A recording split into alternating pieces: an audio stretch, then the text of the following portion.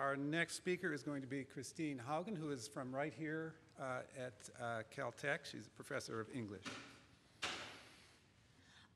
Thanks to Cindy and everyone else for organizing, and many congratulations to Jed. I'm here in particular to thank Jed for his example and influence over 14 years at Caltech. Back in the 20th century, my PhD advisor told me that historians of the humanities should steal at every opportunity from historians of science, and it's been very good advice. So when I say Jed's career is legendary, in the first place, I mean that his achievements are larger than life.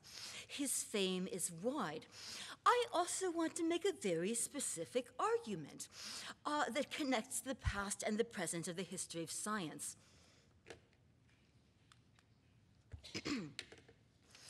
I've been inspired by Jed's path-breaking research program here at Caltech about the later discoverers and interpreters of the greatest scientific problems of the ancient Mediterranean, about which we'll shortly hear much more from his co-authors, Modi Feingold and Diane Josephowitz. I propose that not only has Jed answered innumerable historical questions about the ancient Mediterranean, Jed himself is the answer to venerable, long-standing, and important historical questions about the ancient Mediterranean, and those answers will speak to us about innovation, information, institutions, and intellectual leadership in general. Today, I will call on our knowledge of Jed's career to fill in the many gaps and conflicts in the shadowy Greek myth of Cadmus. Here is Cadmus fighting a dragon in the city of Thebes, which he founded, but in the Renaissance and Enlightenment, for example, for Isaac Newton, Cadmus was really famous for importing the alphabet from the Near East, probably Phoenicia, into Greece. So here indeed is a Renaissance reconstruction. Oops. Here is a Renaissance reconstruction of Cadmus's letters here in yellow. Oh dear, this is causing me a lot of problems. There we are. Cadmus's Phoenician letters in yellow, deriving from the Hebrew letters used by the Syrians, archaic Greek letters, the Greek letters we know, and finally, the Romans. So the ancient Greeks and Romans apparently liked the idea that writing was so dignified, so old. They had not invented it themselves.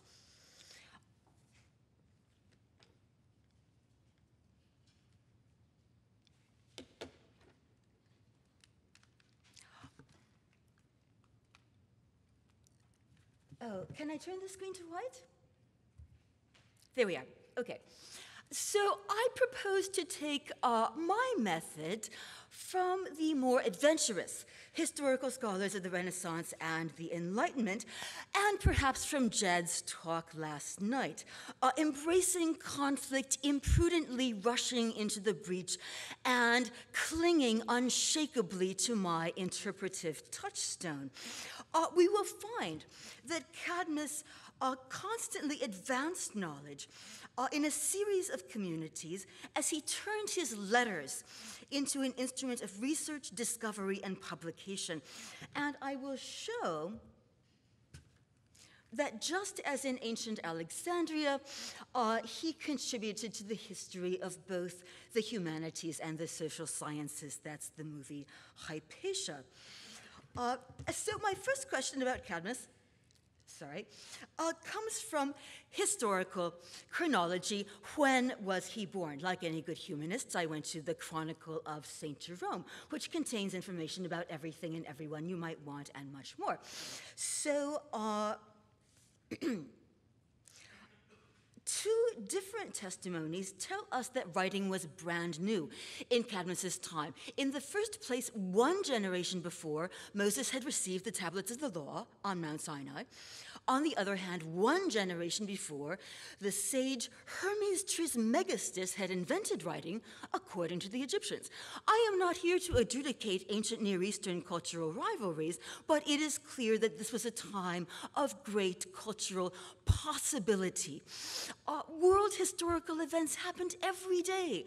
Pluto abducted Persephone. She started spending half of the year in the underworld, thus creating the seasons. So it was indeed a time when a person like Cadmus could make his mark. On the other hand, when we ask where Cadmus was born, by the way, I must say, ancient Greek scholars actually assigned dates to events like this. So in this case, I really know what I'm talking about. But when we ask where Cadmus was born, sources are bitterly divided. Was he a native of Phoenicia, Egypt, or various places in Greece? So here is my first chance to shed light where previously there was darkness and confusion.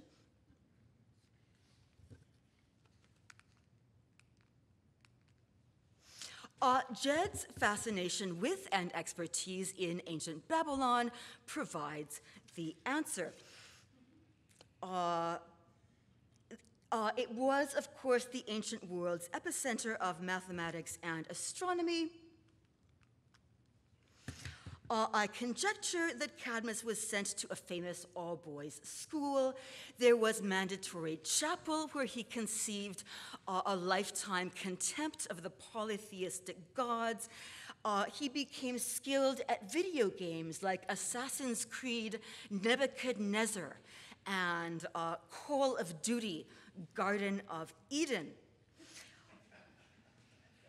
When we ask what Cadmus did next, our knowledge of Jed lets us reconstruct an entire unsuspected ancient institution. A university in a northern district of Babylon, where they ate lobster rolls, fostered an early democratic political philosophy. Here, inspired by a bolt of lightning, Cadmus started his groundbreaking research on the magnet, to which other Babylonians were totally insensate. He also dreamed of the future of science. Could a way be found to reproduce a single text, hundreds or thousands of copies at a time? Could a nap after lunch greatly increase productivity? Next, Jed's career guides us as we move to the celebrated part of Cadmus's career, meaning the part where our problem is too many ancient sources, not too few. We know that Cadmus has to end up founding Thebes, a gorgeous and sunny city filled with olive trees and divinely gifted minds. But what did he do before? According to one source, he was king in Phoenicia. According to another, he lurked in snowy Thrace. I will exploit another Renaissance method and say that he did both. Accepting all the sources was a respected method in antiquity and the Renaissance. This is why we often hear, for example, of 8 dates for the birth of Homer. So after leaving Babylon, I will say that Cadmus goes to these twin cities in Phoenicia to become king. He then travels to Thrace to head a research institute. We won't talk about Delphi because the story involves a sacred cow, so we will take him directly to Thebes, where we are celebrating his career today. So history says simply that Cadmus entered the cities of Tyre and Sidon and was crowned king. Allow me to expand on those bare bones. Cadmus' brilliance and erudition were conspicuous to all who met him. The Phoenicians did possess an alphabet, but they used it only for practical purposes, above all trade and navigation. So they asked Cadmus to turn their letters into a universal vehicle of knowledge. including the entire physical world and the cosmos. So as king, he founded a research institute which soon thrived. As an enthusiastic traveler, Cadmus also enlarged the Phoenicians' knowledge of navigation and geography. Puzzles that perplex interpreters of the Hebrew Bible even today could easily be answered if only we possessed Cadmus's GPS. Where were the gold mines of King Solomon in Ophir? Since the Renaissance, people have guessed wildly. Where was the southern kingdom from which the Queen of Sheba visited Solomon? I do not know. Cadmus did.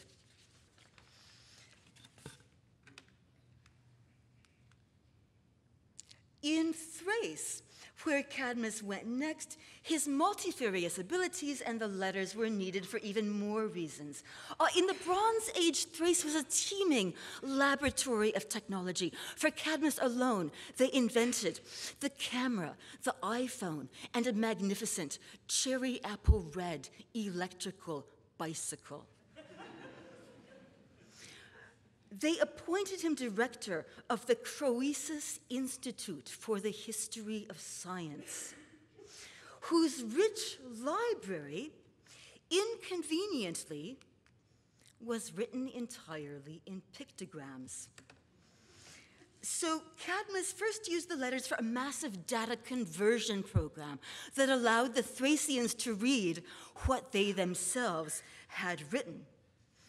And Cadmus made two more great conceptual advances which contributed a lot to the McAristotle Award that he also received in Thrace.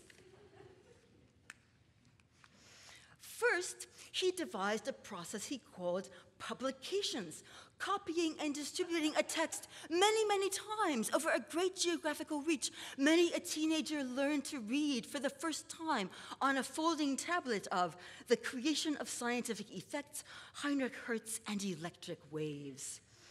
Secondly, Cadmus invented the journal and the book series. He organized, encouraged, and even edited the research of his colleagues so that its true excellence would be effulgent. By the way, as readers of Jed and Modi's book know, Isaac Newton thought there was no historical Cadmus. He argued that an entire army of little Cadmuses had fanned out across the Mediterranean because no one man could have done all of these things. I think Jed's example is proving Newton abundantly wrong.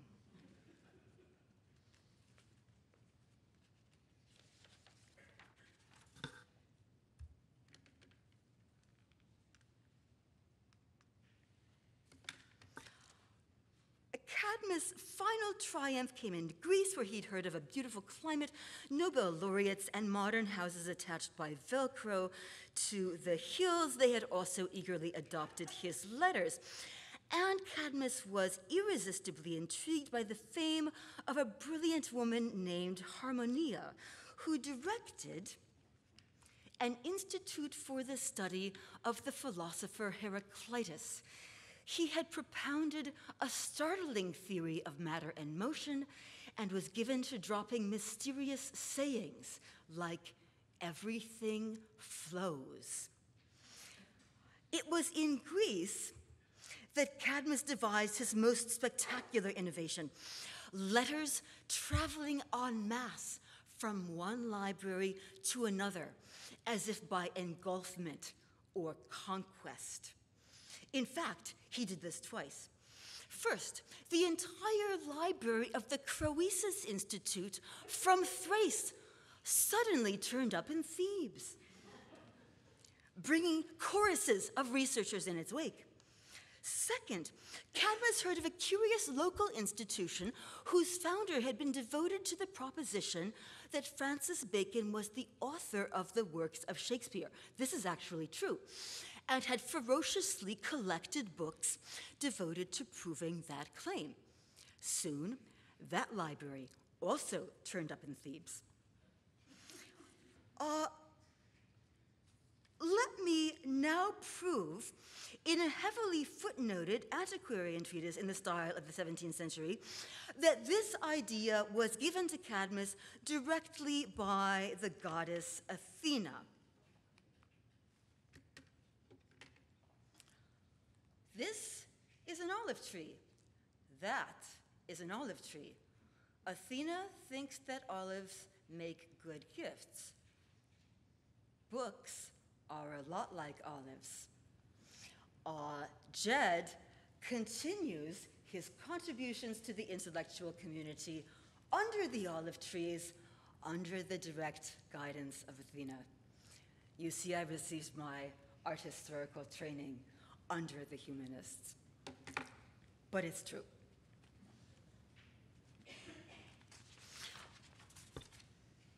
Jed and Diana have collaborated in hundreds of ways, but one of them, as you know, is their recreation of Descartes' experiment to make a prism with a spherical glass vessel filled with water. They did this in their backyard. The creator of this tapestry did not know about that, so instead he depicted them recreating an early chemical experiment. This seems to be Cadmus, there is Harmonia. This is a vigorously blazing pyre emitting tons of smoke. This appears to be a goddess looking on. She may be Frances Arnold. I could say so much more, but I will close only by pointing out from all of the later history that Cadmus is the grandfather of Bacchus. It is an amazing fact that he achieved all of his deeds while drinking only beer. So this is a suitable, a joyous, and an inspiring time to celebrate Jed. May we continue. Thank you.